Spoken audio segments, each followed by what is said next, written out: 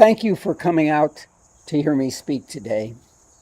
My name is Gary Josephson, and I am running for the United States Congress in Ohio's 15th District, which runs from western Franklin County almost to the Indiana border. I really love to be on this campaign trail since I get to meet everyday people like you. When I worked as a union representative and organizer, the greatest pleasure was to leave the office behind and visit people in their homes, on the job, in stores, and in their places of play and entertainment. My campaign has adopted the slogan, "Restore Our Garden," because this slogan captures the demands of the American people to promote jobs, promote our environment, promote American democracy, promote truth, promote civility, and promote a decent future for our youth. At this time, I'm receiving no assistance from the Democratic Party since they barely noticed me until Denny O'Connor pulled out of the race in protest of the illegal gerrymandering of Ohio's political boundaries.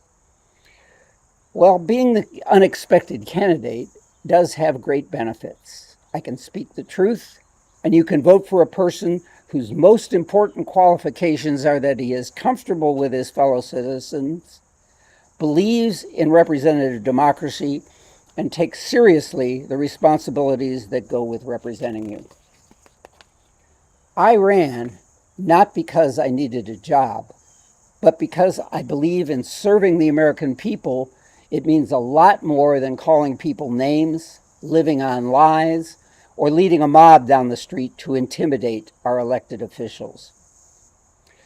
Abraham Lincoln has asserted that there is no grievance that is a fit object of redress by mob rule. To add insult to injury, the leaders of this mob have formed a cult with millions of true believers whose whole purpose appears dedicated to destroying the just functions of our government. This cult denies climate change. It denies that our ballots are cast by real citizens and were counted fairly by dedicated public servants.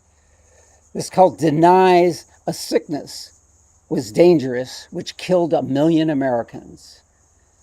They deny that the mob they promoted was a danger to democratic rule. They even deny that their dear friend Putin is the aggressor out to conquer another country. Most recently, this cult won a battle to deny women's privacy and right to make decisions about their health and well-being. Well, I'm running to help put an end to this cult and their know-nothing disruptions that they plan for this country. I ran because so many others seem alienated from taking action to provide remedies to the issues faced by the people of this country and the world. I grew up in a family that believed in finding remedies. This was basic to my family life and education. My father, he worked as a mechanical engineer, and in his work, if something broke, he would take it apart and find out what went wrong and redesign it. My mother was the treasurer and CFO of her father's business as an electrical contractor. And that electrical contractor employed only union electricians who belonged to IBEW Local 38 in Cleveland, Ohio. And her father was also the former union president of that local IB, International Brotherhood of Electrical Workers. Anyway, from these able parents, I adopted the attitude that most problems can be solved by good science and engineering, along with good accounting. Well, that can-do attitude was how that whole generation faced down the world gone mad in their times. I have in mind my grandfather's telegram to my father in 1943 when he graduated from the Ohio State University and joined the U.S. Army Air Corps. That telegram includes these words: "Be proud in serving your country. You help all humanity." And our prayers go with boys like you, because you belong to us and because you are fine, and with you ride the hopes for a decent world. My parents' generations faced problems as difficult as those we face today. Our issues in need of remedies include climate change, crime, unemployment, war, injury, disease, human rights, and women's and minorities' rights. And today, many fear those problems are overwhelming. That reminds me of the words of Franklin Roosevelt when he first was elected president in dark times of the Depression. What he said is the only thing we have to fear is fear itself. Well, I'm running for Congress because on our own we can do little, but together we can shake off our fears and certainly make a difference. What Abraham Lincoln said 150 years ago applies today. He said, in this age and in this country, public sentiment is everything. With it, nothing can fail, and against it, nothing can succeed. Well, I do not want to end this speech without undying praise for those American people who find the courage to speak out to right the wrongs that they see. Particularly, I have seen in my lifetime how many have escaped the barriers of bigotry, of class, race, and gender divisions. I remember their courage to go to work to provide essential services when we were plagued with the spread of COVID.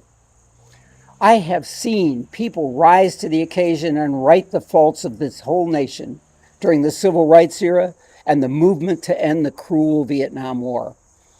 I believe they will find the courage to overcome the current challenges of this deny cult. Well, this country was established on the idea that everyone belonged. The we the people, which begins the Constitution, were not just words. It meant that no one was left out of the circle. True, they left many people out of the decision-making with limited or no rights. After all, they were the elites of their times and often afraid of everyday people. But they also feared even more that someone of their class of elites might declare themselves king, emperor, or create a permanent class of royal owners. So they found the wisdom to invest the power of the state in the name of the people. We, the people, established the people as sovereign over the land and its residents. As a result, when this government does something, it is our government that acts. When we become informed and participate in public affairs, especially with our votes, we can exercise our sovereignty to make a difference for every challenge we face as a nation. In turn, that participation will lead to that decent world my grandfather spoke of, and our garden planet Earth can become more peaceful, green, and plentiful. Thank you.